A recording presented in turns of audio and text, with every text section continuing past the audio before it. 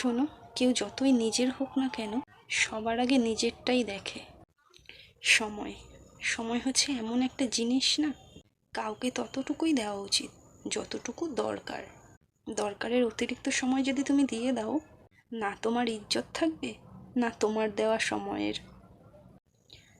জীবনের কোনো পরিস্থিতিতে যখন তুমি একা হয়ে যাবে না, তখন ভয় পাবে না, ঘাবড়াবে না।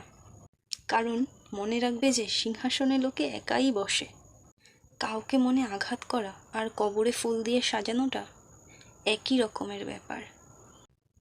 তুমি যতই কবরে ফুল দিয়ে সাজাও না কেন, যে মানুষটা মরে যায় সে থোড়ি কি আর ফিরে আসে?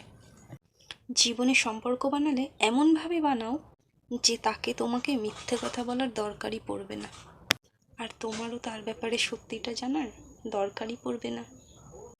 কারোর মনে থেকে যাওয়া আর কারোর মন থেকে যাওয়া দুটোই মানুষের ব্যবহারের উপর নির্ভর করে।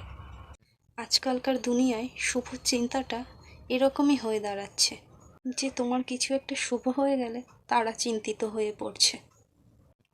কোনো মানুষ যদি তোমার গায়ে কাদা ছেটায়, কোনো মানুষ যদি তোমার সাথে বাজে ব্যবহার করে, মনে রাখবে মানুষ তো সেটাই দেবে না, তার কাছে যেটা আছে। দেখতে গেলে সম্মান বা রেসপেক্ট শুধুমাত্র দরকারেরই হয়, আর প্রয়োজনের হয়, মানুষের হয় না। দরকার বা প্রয়োজনও শেষ, আর সম্মান বা রেসপেক্টও শেষ।